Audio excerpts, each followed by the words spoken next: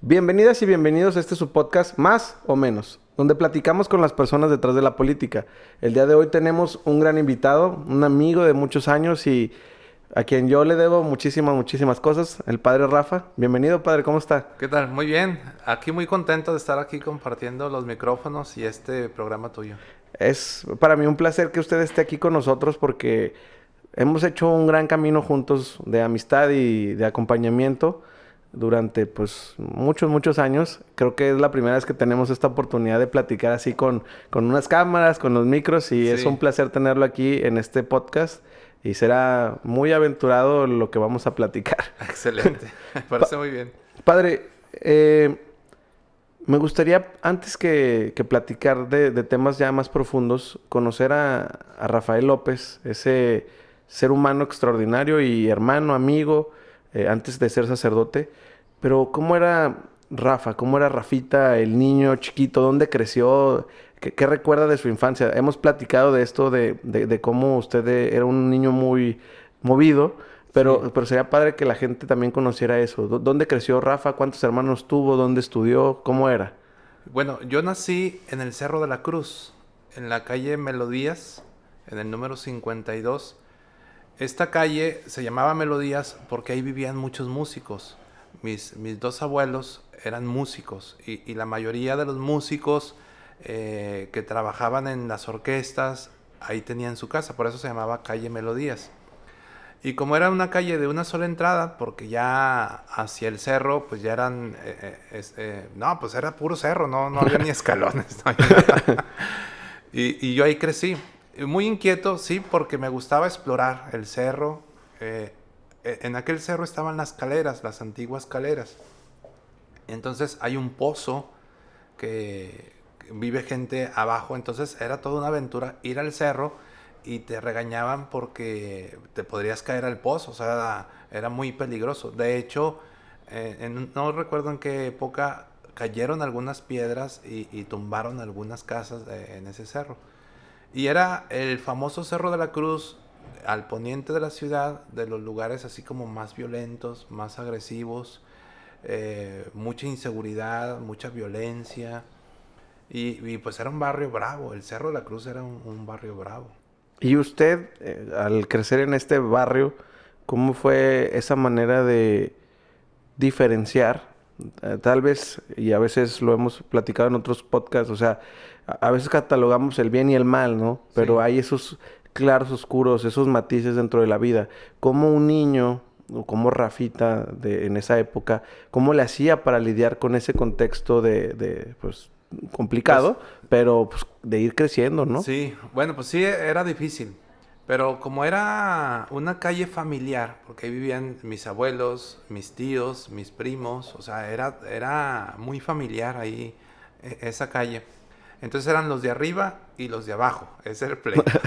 Eran los que se peleaban Sí, los y de se arriba y los tiraban de abajo. piedras, ¿no? Entonces, los de arriba se peleaban con los de abajo y tiraban piedras. A lo mejor tú no lo recuerdas, pero antes los vehículos de los policías les llamaban las perreras. Las perreras. Las perreras. Entonces, estos vehículos estaban completamente blindados, pero no con estos blindajes que conocemos ahora, no, sino con rejas. Ok. Porque llegaban las policías y desde el cerro los apedreaban. O sea, era tremendo. Era de cuidarse porque Sí, no, iba la posibilidad de que te no, aventaran una piedra. no había armas, o sea, eran piedras. O sea, fíjate nada más en qué grado estábamos. Entonces tiraban piedras pues para pelearse. Y eran piedras, pues imagínate en el cerro, pues unas piedras enormes para pelearse. Entonces, en este contexto de violencia, pero también muy familiar, muy de barrio, de muchísimas familias, de muchos juegos, de muchas travesuras. Entonces a mí me gustaba mucho el barrio y cada vez que regreso ahí a la calle Melodías me gusta mucho recordar eso que vivimos De niños. de niños. Sí, Y, por y- ejemplo, jugar con llantas. Imagínate desde el cerro, adentro de la llanta rodando, ¿no? Hombre, es una aventura eso. oiga, padre, y al regresar a esta colonia, a esta calle, Sí, pues hay que recordar que Torreón fue una de las ciudades más inseguras del mundo, ¿no? La quinta más insegura. En esa época de violencia, ¿usted tuvo la posibilidad de ir a visitar su Sí, cómo antigua no. colonia? ¿Y cómo era esa experiencia de regresar a donde usted creció? Sí, más bien fue una experiencia dolorosa porque me tocó acompañar a varias familias que por la inseguridad, pues muchos de mis amigos fueron asesinados. Recuerdo mucho a uno de mis amigos, Neto, fui a su casa y muy triste, o sea, verlo ahí en su caja, en su cuarto, que yo mucho tiempo ahí jugué en la sala de la casa, sí te llena de tristeza porque pues tú creciste con ellos.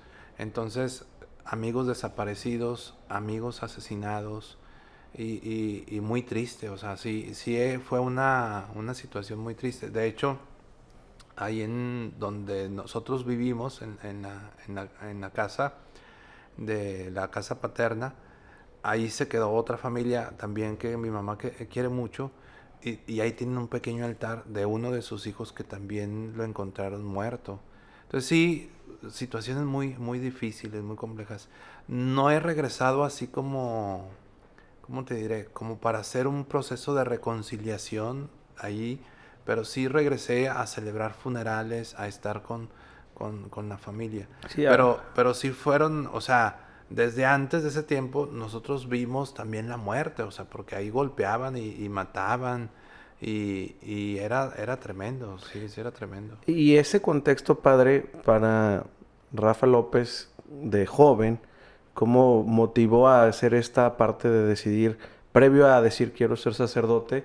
O sea, ¿cuál era o qué deseaba ese Rafa López joven? O sea, ¿cuáles eran sus sueños? ¿Qué deseaba estudiar o emprender o trabajar?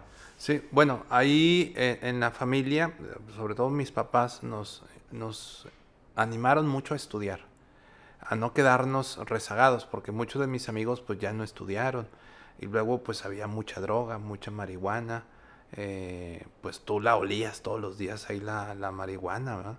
Pero era raza muy calmada y aparte pues era el cemento que se consumía ahí, el tiner, o sea, yo crecí en ese ambiente, yo crecí viendo cómo se drogaban con el tiner, cómo se drogaban con el cemento, cómo se drogaban con la marihuana y el clima de violencia. Pero los que vivíamos ahí, pues relativamente había un cierto respeto. Entonces mis papás nos impulsaron mucho a estudiar, a prepararte.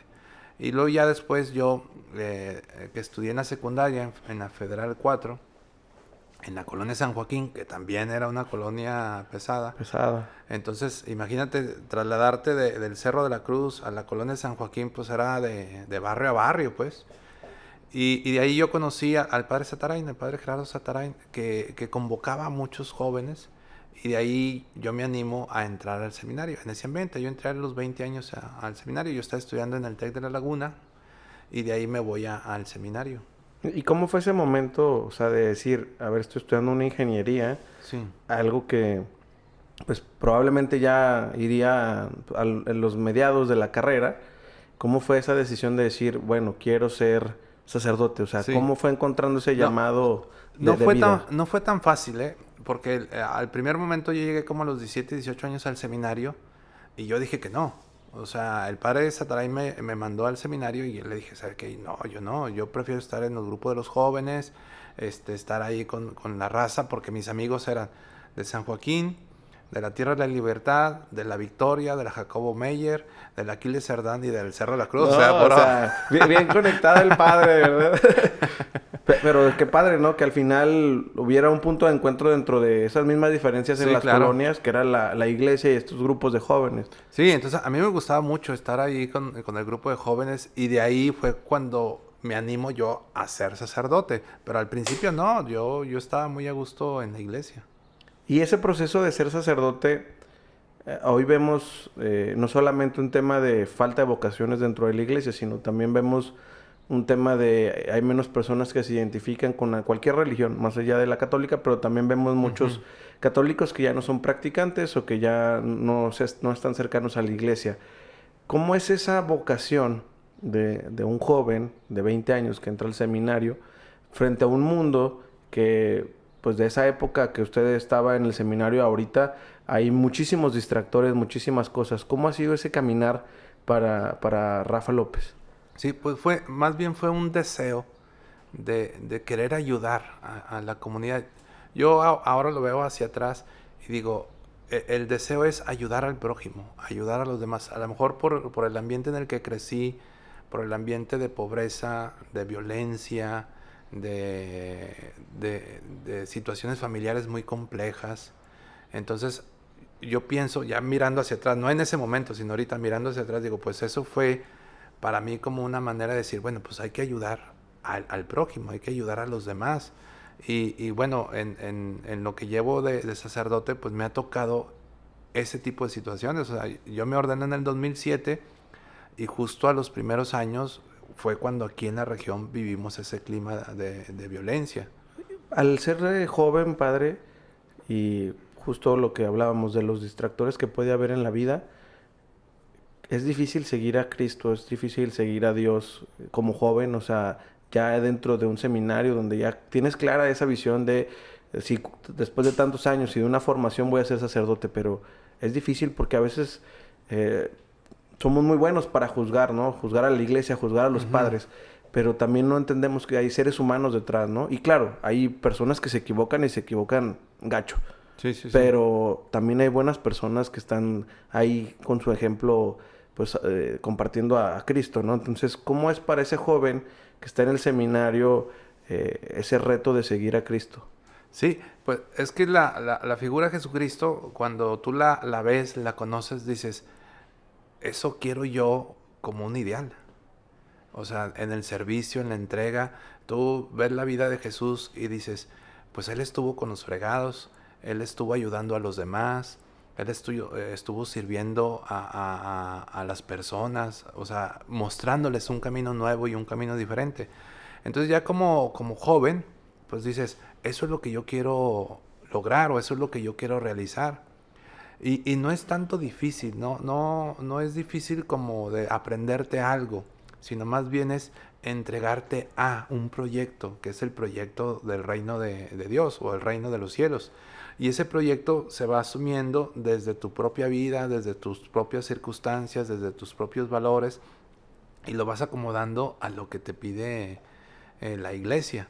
Entonces es un camino, para mí es un camino muy bonito, es muy hermoso porque conoces a muchas personas, ayudas a muchas personas, compartes la vida con muchas personas y los ayudas y tú ves el cambio, ves la transformación, ves con alegría cómo van respondiendo a lo que Dios les va pidiendo en su vida y eso es muy padre. ¿Y cuál considera que ha sido, padre, un momento difícil dentro de esta vida sacerdotal? O sea, ahorita comentaba que recién se ordena, es un momento más difícil de la región, ¿no? Yo lo conozco y sé que he estado en varias parroquias, ¿no? Ujú. Incluso en varias ciudades dentro de la diócesis, pero ¿cuáles han sido esas experiencias que han marcado a Rafa López, que también ha sido esa motivación de seguir en este camino? Pues yo creo que el clima de violencia que vivimos hace algunos años, que todavía se sigue viviendo, ¿eh? A veces decimos, ya la violencia ya pasó, no, todavía sigue y sigue, o sea, todavía tiene sus consecuencias. Pero para mí fue eso, fue ese momento cuando estuve en San Pedro de las Colonias que empecé a experimentar la violencia, empecé a experimentar el dolor, el sufrimiento. Y luego yo llego aquí de San Pedro de las Colonias a Torreón y me toca el asesinato de mis primos hermanos. Y ahí es cuando tú sientes ya en carne viva pues esa impotencia, ese dolor, porque los ejecutaron en su taller y los asesinaron con un balazo en la frente. Entonces tú ahí vas experimentando ese dolor y ese sufrimiento de las personas y luego después te enteras de otras familias. Yo ya estaba en la parroquia de San Pedro Apóstol en San Isidro y pues secuestros, desapariciones. Por ejemplo, en una misa me tocó, yo estando ahí en misa, celebrando la misa, un militar entra en misa por el medio del templo y se dirige hacia mí. Entonces, pues imagínate, ahí había personas que traían a su equipo de seguridad y salen corriendo, o sea, los resguardan y todo eso. y van a decirme hasta el altar, y dice, oiga padre, se están robando unos vehículos aquí afuera. Pero imagínate el impacto. Sí, claro, porque No, piensas lo peor, ¿no? sí, No, un no es hombre, como que, ay, vienen a avisar que se están robando unos carros. no, pues con el arma, pues, o sea, yo lo vi desde que entró a la iglesia, con el arma así, no Encañonado, encañonándote, pero sí con el arma, preparado. sí, güey, ellos andan así. Y esos momentos, o sea, al final lo que platica que estuvo en San Pedro y luego en San Pedro Apóstol la parroquia, ¿cómo acompañas el dolor de las personas? O sea, al final muchas personas, uno de sus consuelos o uno de sus acompañamientos es la iglesia, ¿no? Así es. ¿Cómo se acompaña ese dolor? Porque hay dolores que también son indescriptibles, ¿no? Que ninguna palabra consuela, sobre todo el perder a un familiar, ya ni se diga el perder un hijo, o sea, Ujú. ¿cómo es ese acompañamiento, padre? Pues fue muy, para mí, una experiencia de estar con el que sufre, de estar con el que llora. Acompañarlo no con palabras, sino con la presencia, estar ahí en esos momentos. Y ahora yo lo estoy otra vez experimentando, ahora acá en las colonias donde estoy, en el sur de la ciudad de Torreón. Me ha tocado también, o sea, hace unos meses, de un joven, lo encuentran, no sé si en Chihuahua, muerto, y lo trasladan y lo llevan a la casa, pero así todo muy secreto, ¿verdad? Porque lo ejecutaron. Entonces es estar ahí con la familia, Acompañarlas. acompañarlas, darles una palabra de esperanza, una palabra de aliento, hablarles de Jesús, del proyecto de Jesús, que no es un proyecto de muerte, sino un proyecto de vida, y estar con ellos, estar ahí en medio de su dolor. Porque yo, por ejemplo, yo les decía, si gustan venir a la iglesia, dicen, no, padre, venga acá a nuestra casa. Y una casa, yo cuando entré, pues el único mueble pues eran los cirios que tenían y donde tenían la caja, no había más cosas. Entonces tú dices, híjole, qué difícil, qué complicado para esta familia. O de jóvenes que se han quitado la vida, ya me ha tocado acompañar también a jóvenes que se han quitado la vida. ¿Cuál es, para quienes nos escuchan o nos ven, dimensionan cuál es el territorio parroquial que ahorita Sí, tienen? bueno, está todas las colonias del sur, desde la empresa Peñoles hasta la empresa Cementos Mexicanos y desde las vías del tren de Ferromex hasta los cerros. Son como 12, 13 colonias Toda la del parte sur, del sur de del Torreón. sur de Torreón completamente, sí. Y bueno, me ha tocado estar ahí en estas situaciones, en estas realidades que se van viviendo, de jóvenes que se han quitado la vida. A mí eso también me ha impactado mucho. De hecho, uno de los jóvenes se quitó la vida en una de las iglesias que tenemos ahí, de un joven que colaboraba ahí con una institución, en el baño de la iglesia se quita la vida. Entonces eso a mí me impactó mucho. Y una de las primeras actividades que realicé fue un retiro para jóvenes y les platiqué esta historia y les dije, aquí donde un joven se quitó la vida, vamos a convocar a los jóvenes para que encuentren el sentido de la vida. Y ahí fue el retiro y ahí estuvieron 3 días los jóvenes viviendo ese retiro. ¿Y cómo es para el padre Rafa ese constante vivir? O sea, ya como sacerdote, ¿cuántos años tiene de padre? Voy a cumplir 15 años. Ah, ya quinceañera, vamos Sí, a ya. tener. A las quinceañeras. Con Sí. chambelanes y todo. Todo, sí, ya. No, ¿cómo es para el padre Rafa durante esos 15 años? Porque al final, como cualquier proceso de vida, hay altas y bajas, ¿no? Sí, El mantenerse, porque hay que mantenerse frente a las circunstancias, pero también mantenerse fuerte para las personas, ¿no? Porque lo que ustedes decían ahorita es más fuerte el acompañamiento que las palabras. A veces solamente hay que estar, no ni, así es. ni siquiera hay que decir nada. Pero también usted siente, también usted Claro. llora, también usted se siente triste. ¿Cómo ha sido ese proceso para usted? Pues para mí es estar con las personas, acompañar a las personas. En el mes de, creo que fue abril, mayo, ya ves que se dio la búsqueda de las personas desaparecidas en el Panteón Municipal, Sí, que el gobierno junto con los colectivos. grupos colectivos de desaparecidos, de personas desaparecidas, fueron ahí y yo estuve ahí acompañándolos a ellos todos los días. Entonces fue para mí una experiencia muy transformadora de estar con. Ya después se trasladaron acá al Panteón Municipal número 1, ya pues casi no fue posible acompañarlos, pero para mí esa es la misión del sacerdote, estar con la comunidad, acompañar a la comunidad en todos los momentos, ¿eh? De Sí. tristeza, de alegría, Sí, porque de... también hay que Sí, decirlo, pues claro, ¿no? No es siempre el dolor, también se acompaña en momentos importantes de la vida como el bautizo de un niño, el ¿no? Que es bautizo, la boda, en los 15 los 15 años, años, la fiesta de los 3 años que le hacen al los niño. matrimonios, por ejemplo, en el mes de julio, bueno, yo invité a las personas, pues cásense ya por la iglesia, ¿verdad?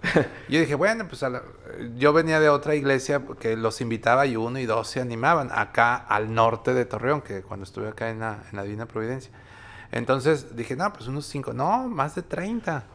Entonces, imagínate una boda colectiva de 30 personas, pues yo estaba feliz por todo lo que ellos estaban viviendo y ellos estaban haciendo y acompañarlos en esos momentos, pues es algo, una experiencia muy bonita.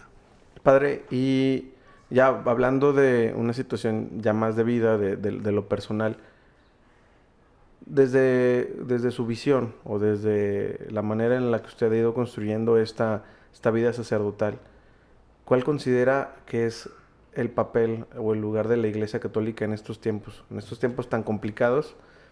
¿Cuál debe ser ese papel de la Iglesia? No hablo de los padres, ¿no? O sea, sino de la Iglesia. Bueno, la iglesia en México tiene muchos retos, la iglesia en Torreón tiene muchos retos.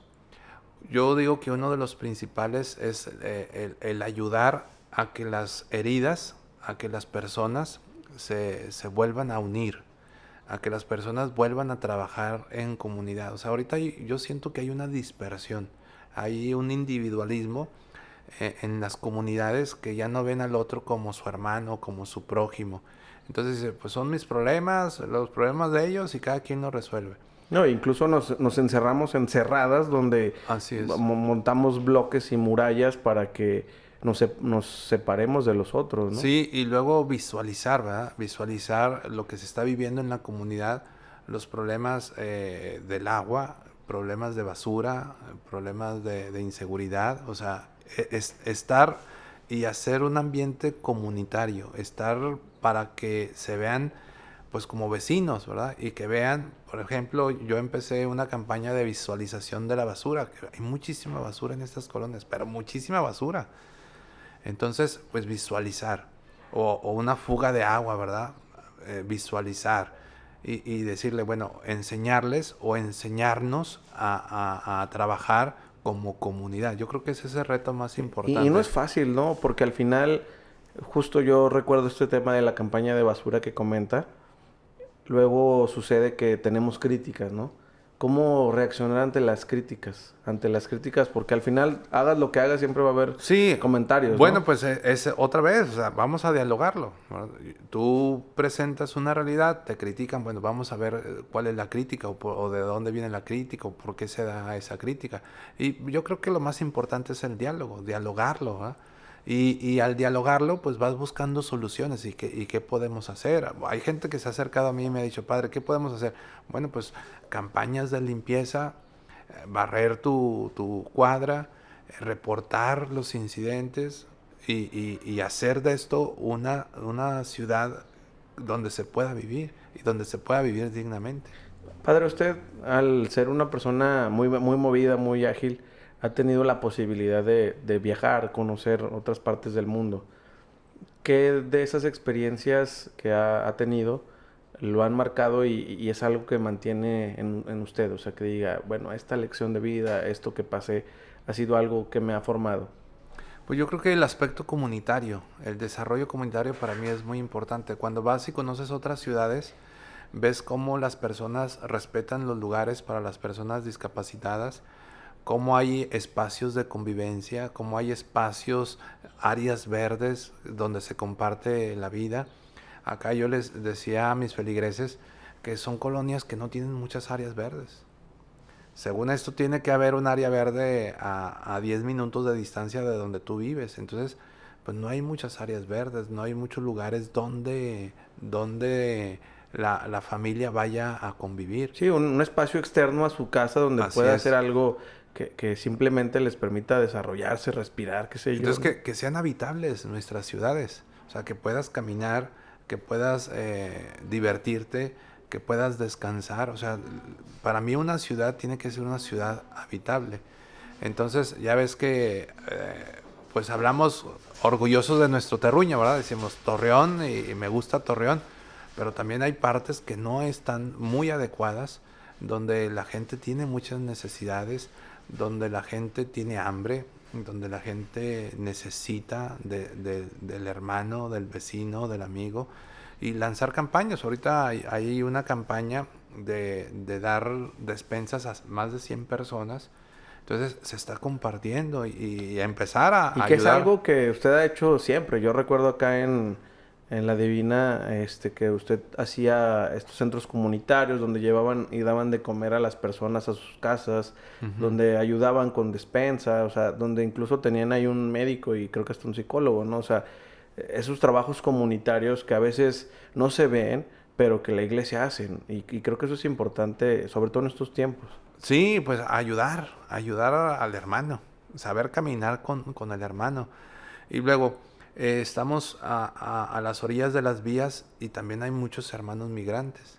Entonces, gracias a Dios, en aquella área, pues van a la parroquia de Santa Cecilia, que hay un comedor para nuestros hermanos migrantes, y en la misma Colonia. colonia, pues está el centro de día para nuestros hermanos migrantes. Entonces, pues sí, ahorita hay muchas situaciones que necesitan de nosotros, Y que son problemáticas que entran en nosotros. realidades que están en nuestra ciudad, cerca de nosotros y que también no podemos hacernos ciegos de que no existe.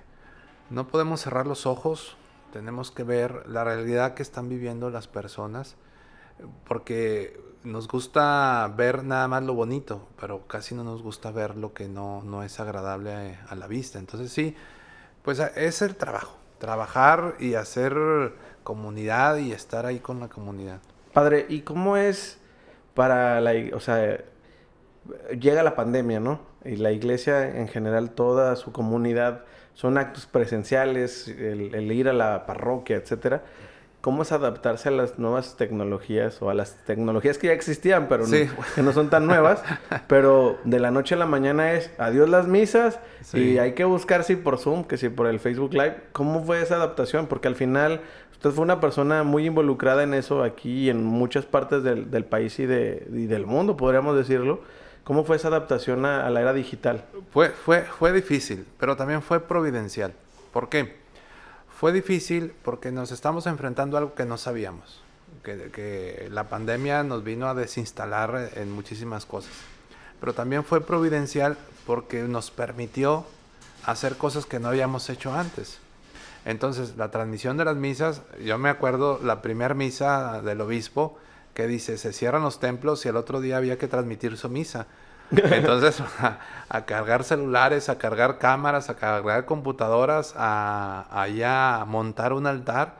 Y también para nuestro obispo fue así, bueno, ¿y qué voy a hacer? Bueno, pues usted celebre misa, pero así como estamos tú y yo ahorita, así estaba el obispo y ahí enfrente, y me estaba hablando a mí, y digo, pues, no se imagine que me está hablando a mí, que le está hablando A todas las personas, a ¿no? todos los feligreses de la ciudad. Entonces, ahí empezamos y luego involucrar las televisoras y luego pues la capacitación, porque muchas de obispos, sacerdotes, religiosos, pues no habían utilizado estas herramientas, pues a capacitar a las personas. Entonces, todo el año pasado y todavía hasta la fecha sigo dando cursos de capacitación. Entonces, Sí, yo recuerdo uno que leí de las noticias del Vaticano, ¿no? Y ujú. que ahí aparecía que el padre Rafa López iba a dar una capacitación y dije, Sí, qué pues chido, ¿no? O sea, qué padre que alguien como usted aquí de la región, hace un trabajo extraordinario en el tema social, pues está ahora ayudando a los hermanos sacerdotes y obispos de todo el mundo, sí, ¿no? pues me llamó la atención que se comunicaron de la oficina del cardenal de Nicaragua. Me hablan, oye, su eminencia, el cardenal quiere tomar un curso con usted. Dije,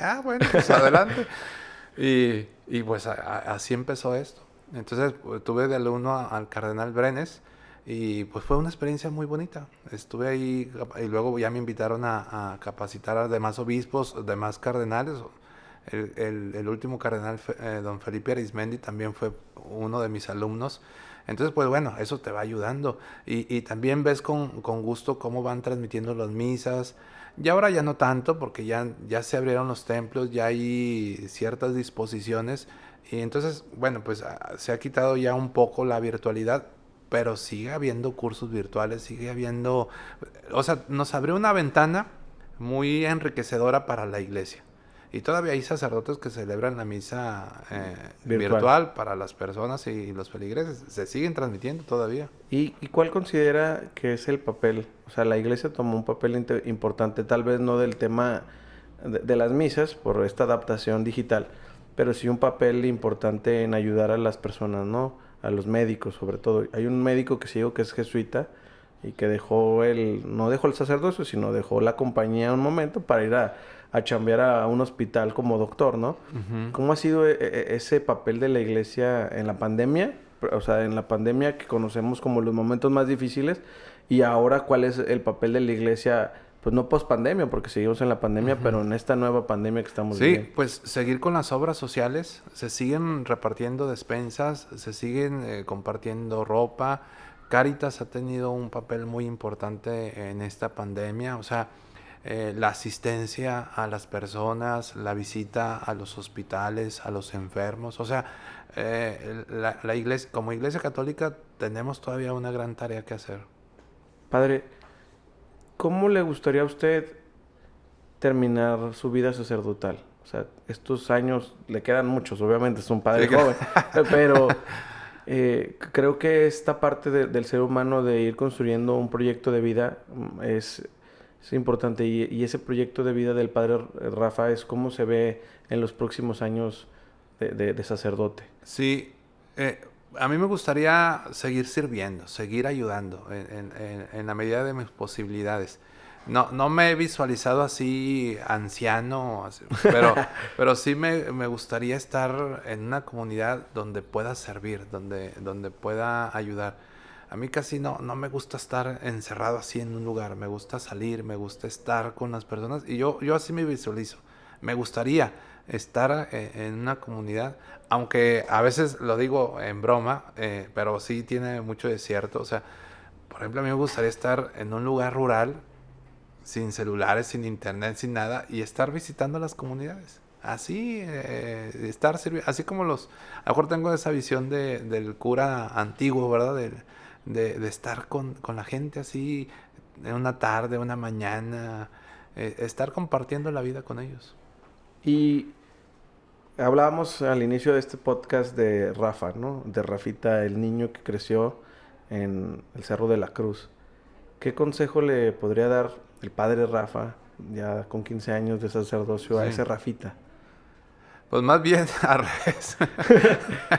Yo creo que el niño Rafita le diría ahora al padre Rafa, diviértete más, disfruta más, investiga más, sal más a curiosear como de niño, Sí, ¿sí? que al final es lo que decíamos, ¿no? Que de niño ya andaba de curioso por Sí, todos lados. sí, imagínate, el cerro era nuestro, donde quiera andábamos en el cerro. Entonces, yo creo que el niño le diría más al adulto, diviértete más, no te tomes las cosas tan en serio, ¿verdad? ¿Y qué le diría? O sea, porque obviamente entendemos que no tiene hijos, pero tiene muchos hijos dentro de la comunidad por todos los feligreses que están en su comunidad y que los Ujú. seguimos aunque no seamos parte de esa comunidad. Pero, ¿qué consejo le daría a sus sobrinos y a los jóvenes de esas comunidades? Pues yo siempre les digo que sean felices, que busquen la felicidad. En lo que van a trabajar, en lo que van a desarrollar, que sean felices, que disfruten lo que están haciendo. Porque a veces los jóvenes se encierran en ciertas áreas que no son felices, que no desarrollan sus cualidades, sus capacidades. Y yo les digo, no, tú disfruta, tú sé feliz, tú trabaja, tú estudia, tú prepárate para que te puedas enfrentar a este mundo de competitividad, pero que te da muchas oportunidades de desarrollo y de crecimiento. Y me da gusto cuando veo que están disfrutando lo que están haciendo, los proyectos que están haciendo. Gracias a Dios sí tengo bastantes sobrinos, pero también veo a los jóvenes y les digo, tienen que salir adelante, tienen que prepararse. Yo duré 8 años como capellán de Casa de Jesús, de las niñas que estaban ahí, pues tratando de buscarle un sentido a su vida. Entonces todos los días estaba con ellas y era de decirles, prepárate, estudia, tú puedes salir adelante, tú puedes buscar otra opción de vida, porque muchas de ellas ya consumían drogas. Entonces, digo, las drogas te van a destruir y busca mejor una forma de vivir diferente. Yo recuerdo mucho hace, pues, ya que serían 5 años, no Sí. más, como 7 años. Estás más joven. Más joven, más delgado, ¿verdad? La vida pasó. Pero yo recuerdo que llegué una vez con una idea ahí con usted a su oficina y, oiga, parece que queremos ir a la Jornada Mundial de la Juventud, Sí. ¿no? Después de haber hecho ya la jornada aquí en Torreón y que nos fue bien, pero fue una persona que dijo, vamos, o sea, le entramos, ¿no? Y creo que ese acompañamiento que usted dice fue importante para que eso se lograra y se pudiera, ¿no? O sea, porque al final, claro, había otros sacerdotes y sí, siempre estaremos agradecidos con ellos por su ayuda, por todo, pero Ujú. quien se involucró y quien nos acompañó fue usted. Todavía yo recuerdo que estábamos a meses de que ya fuera la jornada y no teníamos los boletos del avión y luego se complicó y luego usted ahí se aventó unas llamadas y se logró, ¿no? O sea, al Sí. final Oye, se fueron a Europa, ¿verdad? nos fuimos a Europa, a ¿Qué? Polonia. ¿20 días o No, 30 días? 32 días. 32, ¿qué? ¿10 o 12 jóvenes? 11 jóvenes. 11 jóvenes. Fíjate Sí. qué padre. Y usted es parte de eso, o sea, lo que quiero transmitir es, usted va acompañando grupos de personas, de jóvenes, y va sembrando eso, ¿no? Que al final acompañas y que esas historias pues van generando otras historias y otras maneras de acompañar, que creo que eso es muy valioso. Y pues obviamente siempre estaré agradecido. Y fue muy, muy enriquecedor. Bueno, yo lo visualizo como una experiencia muy enriquecedora porque yo los vi cuando se fueron y los vi cuando regresaron y regresaron completamente diferente. Sí, al final la experiencia... Y conocer, no sé cuántos países conocieron, pero dije, qué padre que tuvieron esta oportunidad de escuchar a otros jóvenes, de ver a otros jóvenes, de conocer otras realidades. Es impresionante. Y lo que platicamos, ¿no? Digo, al final ya no nos pudo acompañar usted, pero era el plan inicial. Y escuchar al Papa, ¿no? Que creo que eso es algo importante dentro de esa experiencia que es la Sí. jornada. Es valioso porque marca, pues, bueno, Fue- por lo menos a mí marcó mi vida. Fue la última jornada del Papa Benedicto, ¿verdad? No, esa fue la de Francisco, la segunda de Francisco en Polonia. Ah, en Polonia. Sí, sí. Ah, ok, sí, sí, sí. Sí, y una pregunta, está muy, muy interesante la plática, pero hay que respetar nuestros tiempos de Muy los bien, podcasts. claro que sí. Que si usted hoy tuviera que partir a la casa del Señor, Ujú. ¿cómo se sentiría con lo que ha hecho? Oh, contento. ¿Sí? Sí, satisfecho. ¿Faltaron cosas por hacer? No. No. Yo me iría a todo dar. ¿Sí? Sí, así como que alguna tarea pendiente, no. Porque lo que he querido lo he hecho. Entonces no veo así como que me hubiera gustado, ¿no? Yo creo que sería una experiencia trascendental, pero sí diría, qué padre. ¿Importa mucho el cuánta gente iría al funeral del padre Rafa? ¡No! Ya me morí ya.